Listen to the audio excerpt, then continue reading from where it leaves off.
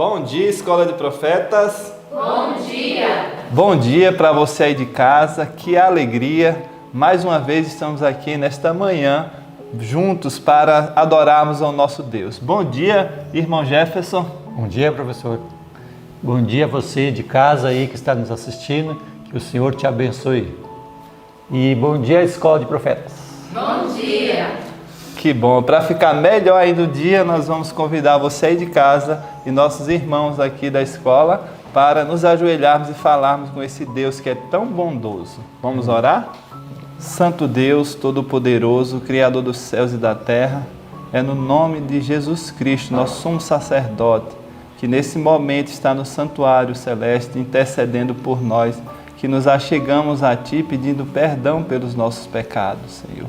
Eu entrego em Tuas mãos, Senhor Deus, meus irmãos que estão aí do outro lado assistindo este vídeo, que o Senhor os abençoe e os guarde e nos encha, Senhor, do Teu Espírito Santo. Abençoa nós aqui da escola também, que possamos, ó Deus, fazer tudo conforme a Tua santa e boa vontade. Ajuda-nos, Senhor, a não pecar contra Ti e nos ajuda a gravar, Senhor, a Tua palavra em nossa mente, para que o Espírito Santo venha nos ajudar a lembrarmos no dia que for preciso. Por favor, ajuda-nos a sermos fortes como Tu és forte. Eu te peço em nome de Jesus. Amém. Amém. Nesse momento vamos então entoar um hino em louvor ao nosso Deus. 261. Fé e vitória.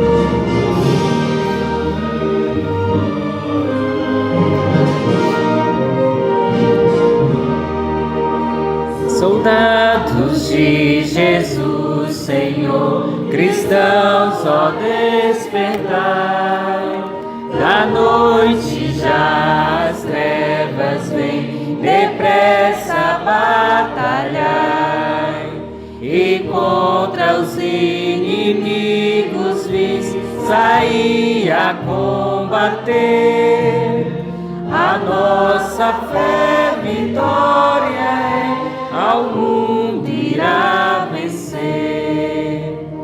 Fé a vitória, sim, fé sempre tem poder. Fé a vitória, ao mundo irá vencer. Sob a bandeira que pra nós é o santo amor de Deus, trilhemos o caminho aqui que leva para os céus. Os santos crentes pela fé venceram Satanás. A nossa fé vitória é, e a todos traz a paz. Fé a vitória, sim, fé sempre tem poder. Fé a vitória, ao mundo irá vencer. Aquele que viver na fé, justiça alcançará. Um novo nome há de ter, perdão receberá. Assim bem firmes pela fé, unidos em amor, nós venceremos com poder, crê do Salvador. Fé a vitória, sim, fé sempre tem poder. Fé a vitória, ao mundo irá vencer. Que bom, né, irmão Jefferson? Fé, se queremos vencer, temos que ter fé. O que faremos para termos mais fé? Devemos estudar, né, cada dia mais pela pregação. A gente desenvolve a fé pelo estudo da palavra. Através da palavra de Deus, nossa fé aumenta. E é isso que nós iremos fazer agora. Vamos falar um verso lindo, mais um verso nós vamos aprender durante essa semana e é maravilhoso. Está onde, Jefferson, o verso dessa semana? O nosso verso está em Lucas capítulo 4, versos 10 e o verso 11. Muito bem, eu vou contar e vamos começar a citar esse verso maravilhoso. 1, 2, 3. Lucas 4, do 10 ao 11. Porque está escrito: mandará os seus anjos acerca de ti, que te guardem e que te sustenham nas mãos, para que nunca tropeces com o teu pé em alguma pedra. Lucas 4, do 10 ao 11. Lucas 4, do 10 ao 11. Porque está escrito: mandará os seus anjos acerca de ti, que te guardem e que te sustenham nas mãos, para que nunca tropeces com o teu pé em alguma pedra. Lucas 4, do 10 ao 11. Lucas 4, do 10 ao 11. Porque está escrito: mandará os seus anjos acerca de ti, que te guardem e que te sustenham nas suas mãos, para que nunca tropeces com o teu pé em alguma pedra. Lucas 4, do 10 ao 11. Amém. Então, com essa certeza que o Senhor Deus vai sempre estar nos sustentando, nos guardando, nós iremos agora estudar mais uma vez a palavra de Deus. Que o Senhor te abençoe e te guarde. Um bom estudo a todos. Bom dia, querida igreja. Bom dia. Bendito seja o nome do Senhor, mais uma vez juntos e com uma mensagem tão poderosa de um momento em que fez o céu silenciar. Que nesse momento, ao estudarmos essa parte do ano bíblico, o Senhor Deus, na sua misericórdia e bondade, os anjos do céu, que naquele momento foram testemunha ocular desses momentos especiais de nossa libertação, possam estar envolvidos com você na sua casa. Que o Deus do céu, na sua misericórdia, nos faça gravar isso profundamente em nosso coração. O livro de Miqueias, no capítulo 6 e 7, mostra o juízo do Senhor contra Israel. Como pode o Senhor Deus ter vindo para o seu povo e o seu povo não tê-lo reconhecido? Como o povo pode ter sido a corrupção de Israel tão grande, a ponto de se ver cegos, de ter permitido cegar-lhe os olhos para perceber quem é que estava cuidando deles? E o que mais me impressiona é que de uma forma terrível o Senhor Deus usa palavras tão acertadas, como eu vi dizendo a vocês, em nenhum momento, a palavra de Deus traz alguma palavra que não seja exata para o texto. E as palavras que o Senhor Deus inspirou Miqueias ao deixar registradas para nós têm um peso muito grande. Eu queria que você lesse, por favor, o que está escrito em Miqueias capítulo 6, verso 8, onde o Senhor Deus diz o que Deus espera de seu povo, o que esperava do povo do Senhor e que espera claramente dos seus. Ele te declarou, ó homem, o que é bom, e o que é que o Senhor pede de ti, senão que pratiques a justiça, que ames a misericórdia e andes humildemente com o teu Deus? Não foi isso, Israel, que eu lhe pedi, diz o Senhor, né? Que terrível, que terrível. E uma menção à atitude de Judas, que nos faz lembrar no capítulo 7, porque na verdade não foi só Judas que traiu o Senhor com um beijo, não é? O grande ósculo que Paulo ensinou, o beijo santo, lá estava Judas pronto a fazer e a cometer este ato, mas não foi só ele, Israel inteiro fez a mesma coisa. Miqueias 7, versos 5 e 6, o Senhor Deus tem algo tremendo, né? Olha só, não creais no amigo, não confieis no companheiro, daquele que repousa no teu seio. Guarda as portas da tua boca, pois o filho despreza o pai, a filha se levanta contra a sua mãe, a nora contra a sua sogra, e os inimigos do homem serão os de sua própria casa. Eu, porém, confiarei no Senhor, esperarei no Deus da minha salvação.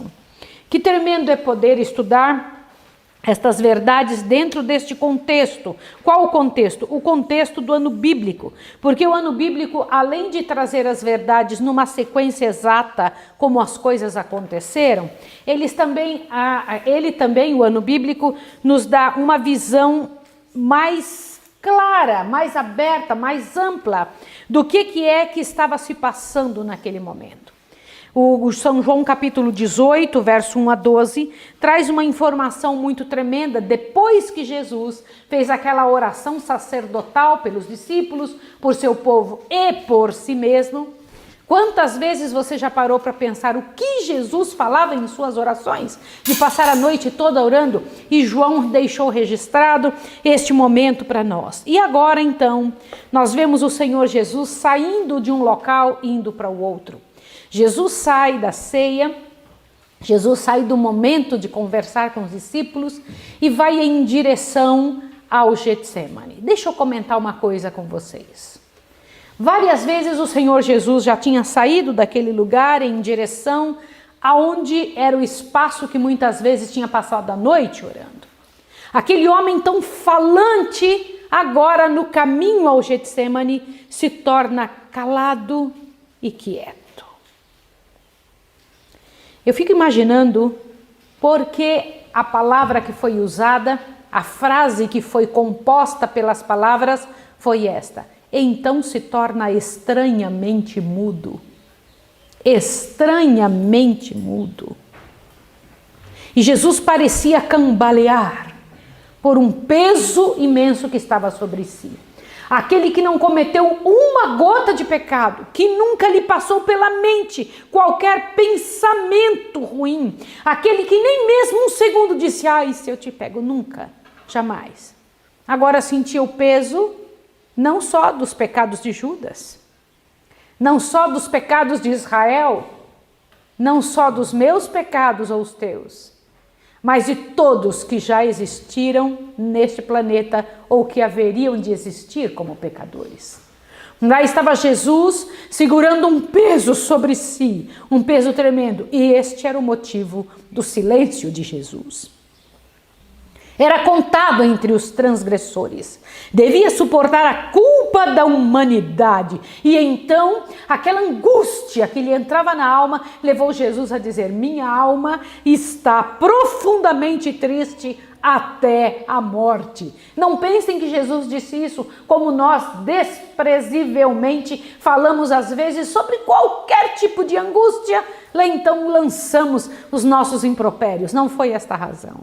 Jesus carregava mesmo uma dor tremenda, e se ele não tivesse orado tantas vezes e buscado e feito a reserva na sua alma, como ele tinha feito tanto tempo, ele não teria suportado esse momento.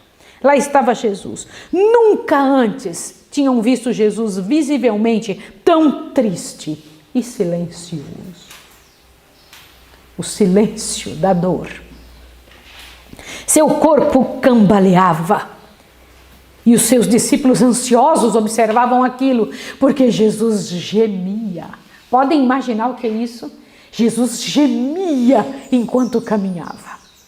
E ele sabia que aquela dor seria muito grande. Eu fico imaginando, todo mundo deseja que alguém lhe cuide, que alguém lhe ampare no seu momento de dor. Mas quando Jesus vai entrando ao horto, ele imagina que aquela cena devia ser muito terrível para ser vista por olhos humanos e principalmente por pessoas que já não podiam fazer nada. Fiquem aqui, eu vou até ali mais na frente. A ordem que Jesus dá era muito clara, ele queria ficar sozinho. Pedro, Tiago e João foram os que foram aconselhados, foram os que foram escolhidos para seguir a Jesus. Eram seus amigos mais íntimos, os companheiros mais íntimos de Jesus. E Jesus então se lembra que eles foram quem contemplaram a sua glória no Monte da Transfiguração. E eles então estavam mais preparados do que os outros para entender que ele era Deus. Pode imaginar um Deus necessitando de ajuda? A parte humana de Jesus, sua humanidade precisando de apoio. E lá está esse Jesus, indo em direção a uma pedra, a um local, a um chão. E quando eu fico imaginando isso, eu fico imaginando que tremendo que deve ter sido. Que momento terrível. E lá está Jesus caído diante do Senhor. E, puxa vida, muitas vezes Jesus tinha passado a noite orando, mas nenhuma é igual essa noite singular. Porque agora é chegado o momento das trevas, não é? Este é um momento especial, é o momento mais sério da história da humanidade. O momento mais duro que Jesus haveria de passar. Como homem, cumpre-lhe sofrer as consequências do pecado do homem. Como homem, deve sofrer a ira divina contra a transgressão. Nunca existiu alguém igual a Jesus, nem nunca vai existir. Não existe uma fusão entre um ser totalmente divino e um ser totalmente humano. É o único ser que possui essas duas naturezas. Você compreende o que eu estou lhe dizendo? Nunca você vai poder dizer que Jesus é igual a você nesse sentido. Nunca. Do que eu estou falando? Meu pai chamava-se José e está morto. Minha mãe chama-se Odete e está viva. A mãe de Jesus chamava-se Maria. Aliás, foi o invólucro, que o Senhor Deus conseguiu para aquele bebê, para aquele embrião que foi conduzido ao ventre de Maria. Quero lhe dizer que corpo me preparastes, foi o que Deus disse que foi feito de Jesus e foi inoculado dentro do ventre de Maria. Quero lhe dizer que não foi o Deus do céu que copulou com Maria para que ela engravidasse. Jesus não tem início como você e eu. E então dentro do ventre de uma mulher foi que ele cresceu. Qual ser humano você pode dizer que aconteceu isso? Ele participou de seu sangue? Sim. Participou do sangue de Maria. E então nasce Jesus, que tinha por mãe uma mulher chamada Maria. Mas seu pai está vivo, nunca morreu e vai viver para sempre. Qual ser humano você pode dizer que tem as mesmas características? Ninguém. Nenhum, e nunca vai existir. Totalmente incompreensível e tão extremamente necessário. Lá estava meu Jesus, totalmente como eu, mas totalmente como Deus, para que me pudesse salvar. Lá estava meu Senhor com sua natureza humana, a resistir o vindouro conflito com os poderes das trevas. E quem se aproxima, que não podia perder este momento de jeito nenhum, ali está o próprio Satanás. Vem em direção ao local em que Jesus está caído.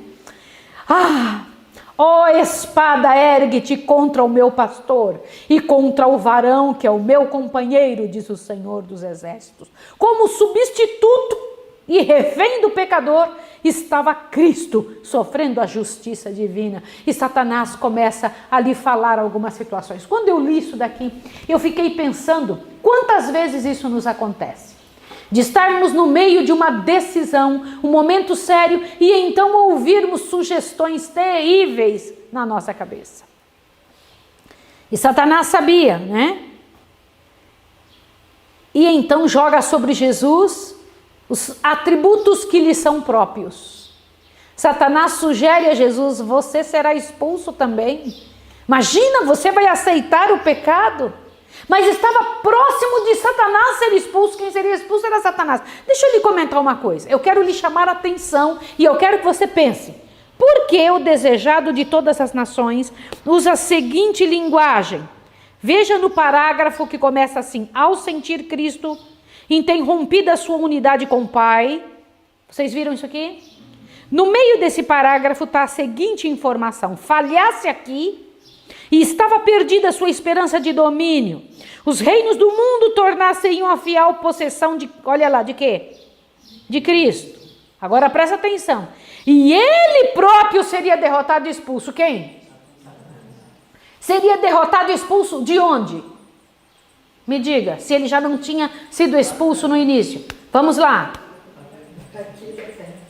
expulso daqui da terra, ele continua na terra até hoje. Dos outros mundos, muito bem, Paulinha.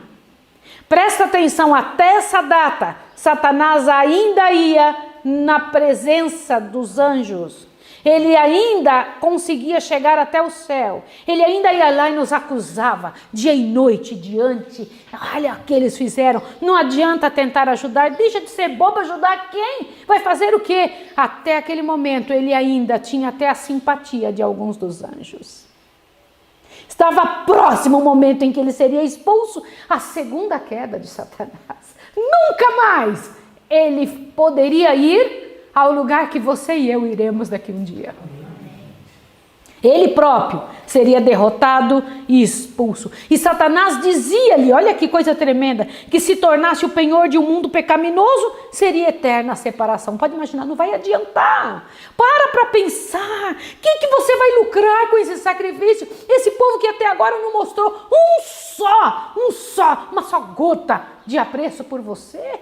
Até os teus discípulos te deixaram, daqui a uns momentos Judas vai te trair. Como é que ele sabia que Judas iria trair? Como que Satanás sabe do que vai acontecer? Como que ele sabia que Judas ia trair? Como? Porque era ele que tinha inspirado o coração de Judas. Ele tinha acompanhado Judas. Está lembrado disso? Que Judas saiu do momento da ceia e foi para onde? Falar lá com os homens que ele mesmo já tinha preparado com ódio feroz contra Jesus. Ele sabe, ele só pode prever aquilo que ele mesmo tem preparado. Pedro também vai te negar. Dá uma olhada. Por que ele sabia que Pedro ia negar, senhores?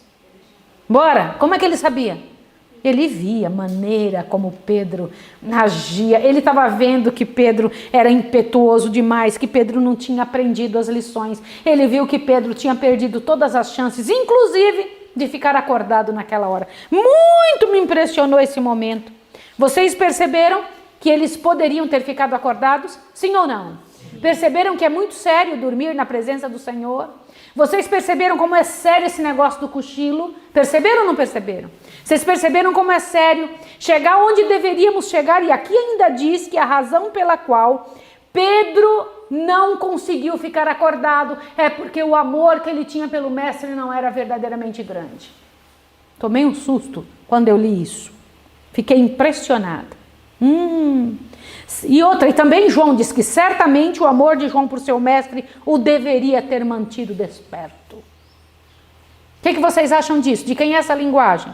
Eu me impressionei. E então ali, quando Jesus está ouvindo todas aquelas acusações do inimigo, ele então se levanta e fala: Pai, imagina Jesus levantando o rosto, se possível, passa de mim esse cálice. Eu imagino que agora Satanás fala: uau, ganhei ele. Todavia, faça-se a tua vontade. O céu inteiro em silêncio. Não houve um só lugar nos outros mundos que alguém estivesse orando, olhando para outro lugar. A atenção do universo todo está centrado num local do planeta, numa única pessoa, num único acontecimento. Todos estão olhando para o mesmo lugar. Todo o resto do planeta perde a atenção, porque o maior momento da história está para acontecer. O coração humano anseia por simpatia. E lá está Jesus naquele momento: Senhor, se possível, seja como tu queres. E então Jesus sai andando e cambaleando pelo meio do jardim. Pode imaginar uma cena como essa? E ele vai e encontra os discípulos dormindo e diz: vocês não puderam velar comigo um pouco? Não puderam nem um momento permanecer comigo? Como pode? Os discípulos acordaram a voz de Jesus, porém mal o conheceram, de tão mudado que estava. E quando eu paro para pensar isso, um negócio tremendo, Jesus volta para dentro do mesmo local, do mesmo espaço. E quando chega ali, diz que grossas gotas de sangue. Pode imaginar isso? Diz que correm da sua cabeça. Irmãos, a ciência consegue explicar algo assim. Diz que grossas gotas de sangue.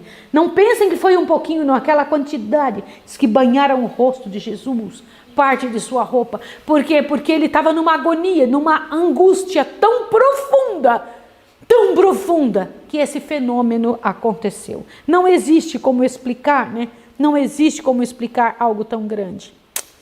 Ai, gente, foi como se a natureza chorasse junto com Jesus ali. Como se a natureza sentisse, percebesse a situação. Que coisa tremenda. E então Jesus vem com o rosto manchado, com o suor sanguíneo, o suor sanguinolento de agonia. Eu fico imaginando. E enche então de terror os discípulos quando eles observam a segunda vez, não é? Lá está Jesus vindo. Voltando Jesus, tornou a procurar o seu retiro e, caindo prostrado, vencido pelo horror das trevas, a humanidade do Filho de Deus tremia naquela aprobante prova. Não orava agora pelos discípulos para que a sua fé... Olha, aqui, não orava agora pelos discípulos para que a fé deles não desfalecesse, mas por sua própria alma, assediada de tentação e angústia. O tremendo momento chegara, aquele momento que decidiria o destino. Eu quero dizer para vocês que o destino do mundo não foi decidido na cruz, foi decidido no Getsêmani. Jesus só foi para a cruz porque no Getsêmani ele tomou a decisão. Pode imaginar isso? E então é uma situação muito interessante, muito interessante. Lá estava Jesus, na maior obra que ele viera desempenhar, no maior trabalho que ele veio desempenhar.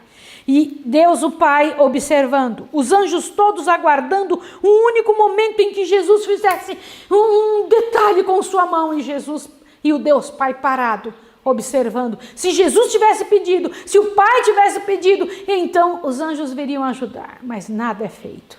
E Jesus continua seu momento de agonia. Pai, se possível, passa de mim esse cálice, sem que eu beba. Mas todavia, faça-se a tua vontade. Pode imaginar uma cena assim? E esta situação permanece, essa situação continua, mas de repente, há um clarão aberto no céu. Um clarão imenso acontece, porque Deus Pai faz um chamado de novo a Gabriel. Por várias vezes Gabriel tinha sido enviado à terra para dar informações para os homens de Deus em sua responsabilidade de passar as informações para os filhos de Deus nessa terra. Várias vezes Gabriel vai e luta por uma ou por uma outra situação. Foi ele que tinha sido enviado para Maria, para falar para ela que ela seria então mãe do Salvador. E então Gabriel teve muitas e muitas responsabilidades, mas nesse momento o anjo que tinha ocupado o lugar de Satanás está ali parado. E então o Pai chama Gabriel, ele, sim, pronto, Senhor. Pode imaginar quão rápido ele estava ali, aquela agonia tremenda tinha passado para o coração dos anjos. E então, desça, vai falar com meu filho. Imagina o coração do Pai. Às vezes as pessoas pensam, por que Deus não morreu no lugar de Jesus? Por que tinha que ser Jesus e não o Pai? Irmãos, eu quero dizer a vocês que doeu mais no Pai ter que dar o Filho do que se fosse Ele próprio que tivesse morrido. Vai ajudar meu filho. Gabriel sai em direção à terra e se coloca do lado de Jesus. O anjo não veio para tirar-lhe o cálice das mãos.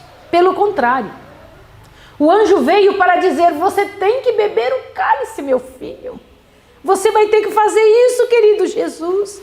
E eu posso imaginar o anjo apontando para o céu e mostrando o plano da redenção, a quantidade de gente que seria liberta, quantas almas seriam salvas em resultado de seu sofrimento. Afirmou-lhe que seu Pai é maior e mais poderoso do que Satanás, e que grande seria, tremendo, o resultado do trabalho que ele veio desempenhar.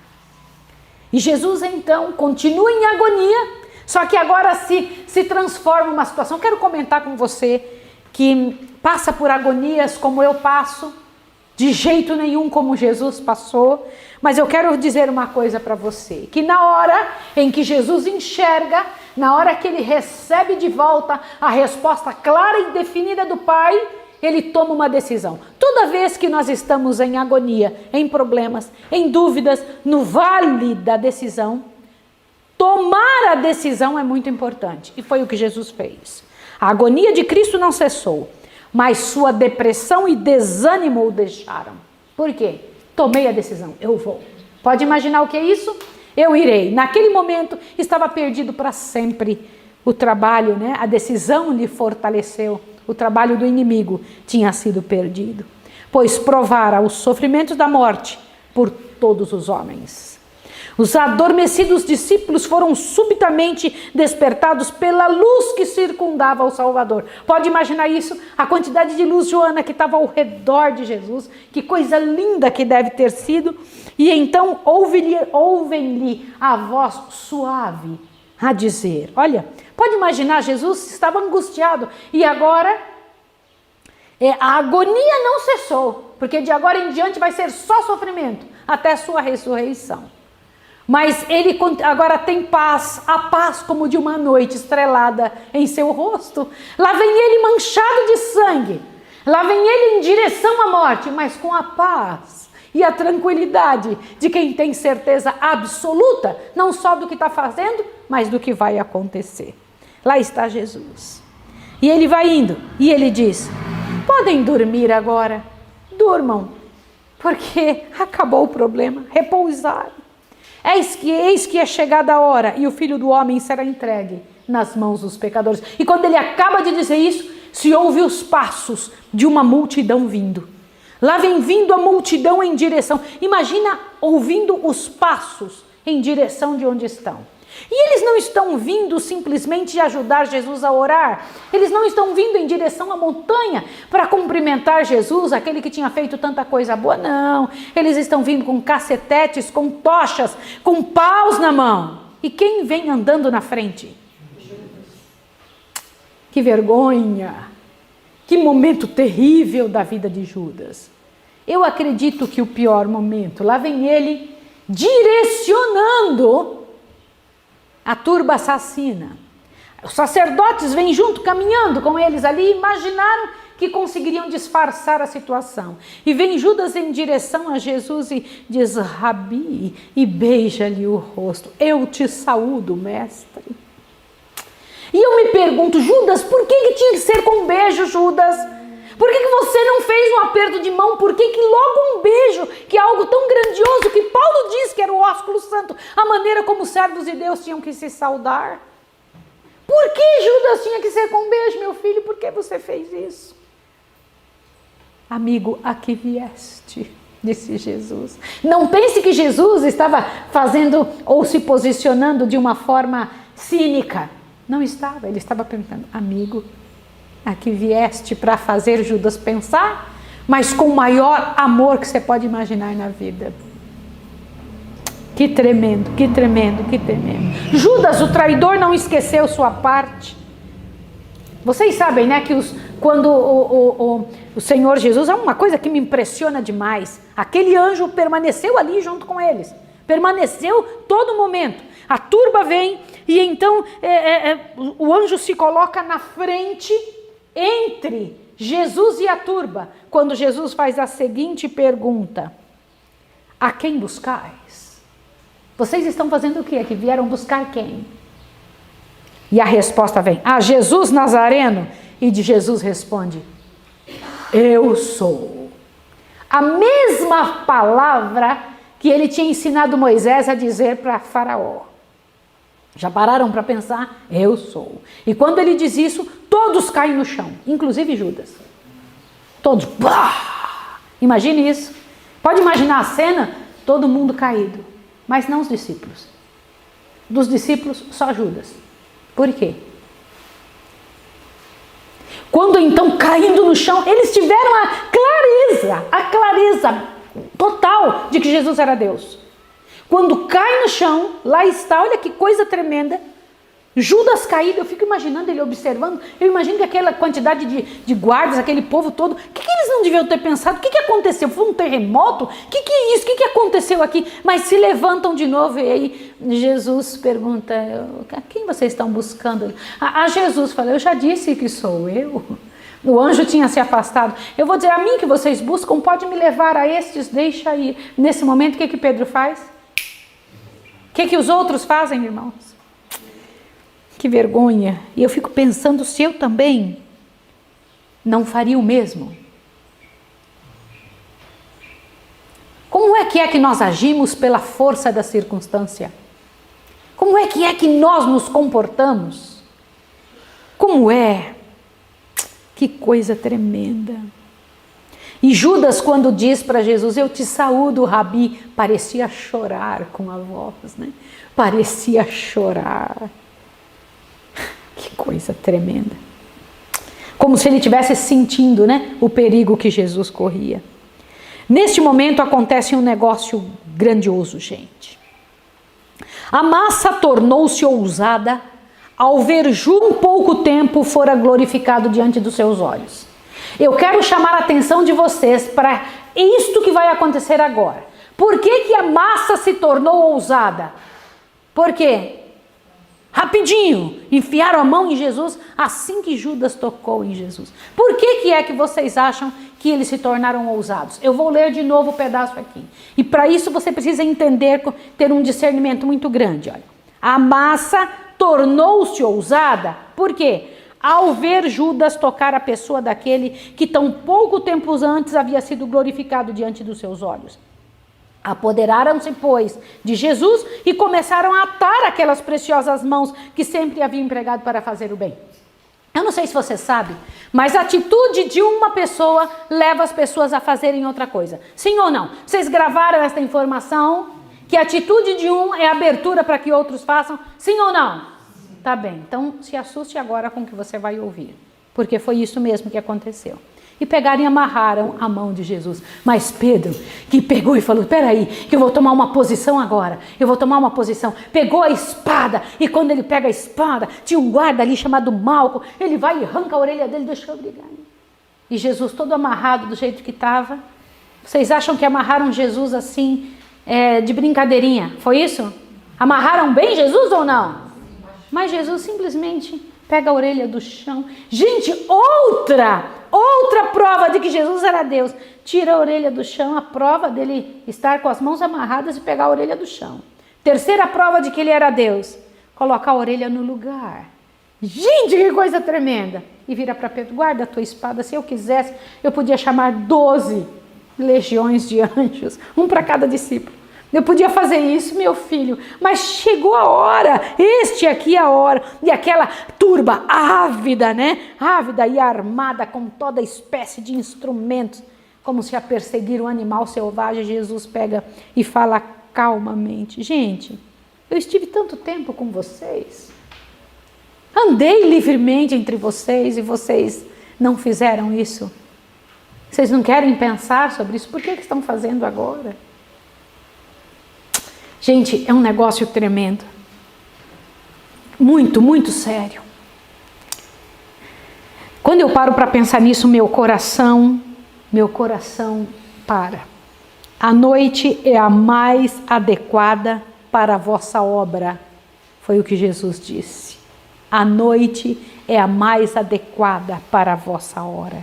Mas esta é a vossa hora, o poder das trevas. Algumas pessoas têm a oportunidade de estar desempenhando um papel celestial. Outros, infelizmente, por escolha, desempenham um papel do poder das trevas. Isso me impressionou demais. Os discípulos, quando fugiram, deixaram Jesus sozinho. Pode imaginar agora o Deus do céu, o Filho de Deus, a majestade do céu. Agora vai ele, novamente amarrado, caminhados aos empurrões, sem uma única pessoa junto de si. Os discípulos caminhavam olhando de longe, porque não queriam ser pegos. Não é? Quando eu paro para pensar nisso, eu fico imaginando, meu Deus do céu, porque o Senhor não me escolheu para estar com Jesus nessa hora? Por que Ele não me escolheu para estar ali? Porque Ele sabe, primeira coisa que eu tenho certeza absoluta, Ele sabe que eu também teria corrido. Teria deixado uma marca ruim a meu respeito. Vocês têm ideia como deve ter sido para João escrever essa parte da palavra de Deus? Todos fugiram, inclusive ele.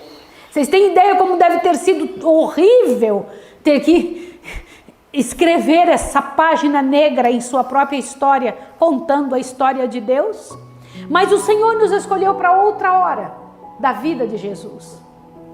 Um outro momento da vida de Jesus está chegando e nós estamos sendo escolhidos para participar. O momento em que ele será apresentado de novo diante das multidões, em que o céu inteiro, todo o universo vai parar para observar quando Jesus será apresentado ao mundo.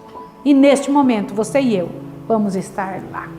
Algumas dessas pessoas que estavam ali terão que ressuscitar para ver, para observar este momento. Exatamente, vem Rebequinha, exatamente porque é um momento muito único, muito glorioso. O momento do Getsemane, assim como será glorioso o momento em que o Senhor Jesus estiver vindo com Gabriel também. Olha que coisa tremenda. E a multidão de anjos em busca da solução deste momento todo especial, deste momento em que ele decidiu a minha e a sua salvação. Que grande isso, não é, filhinha? Que grande, né, minha filha? Observa que tremendo esse momento. Pode passar, meu filho. Passa para mim. Imagine aí, olha, as cenas grandiosas. Pode passar, meu filho. Olha ali. Que cenas tremendas estas, em que quando a gente olha, fica pensando, meu Senhor, como eu gostaria de que tivesse sido diferente. Mas se tivesse sido diferente, se tivesse sido de outra forma, eu não teria tido a chance que tenho de receber do Senhor a oportunidade de salvação. Senhor Deus do universo, que responsabilidade que nós temos, Senhor, de estarmos envolvidos nesse momento tão sério da história da Terra. Um momento, Senhor, que foi decidido a vitória ali naquele lugar. E eu lhe imploro pela graça e pelo poder de Jesus, que a oportunidade que temos agora de estar junto com o mesmo Senhor da glória vitorioso, com o mesmo Jesus que se entregou por nossa salvação, aconteça em tua presença de maneira que o céu seja honrado, Senhor, por nossa vida, por nossa atitude. Nos ajude a vencer, Pai Santo, como Jesus venceu naquela hora, que foi a hora do poder das trevas. Em tuas mãos eu entrego toda a escola, os missionários, nossos irmãos que estão em casa, e lhe peço, Senhor, que venhamos meditar muito durante esse dia nas próximas cenas da vida de Jesus. Em nome dele que rogamos e agradecemos. Amém, Senhor. Até amanhã, queridos. Deus abençoe vocês.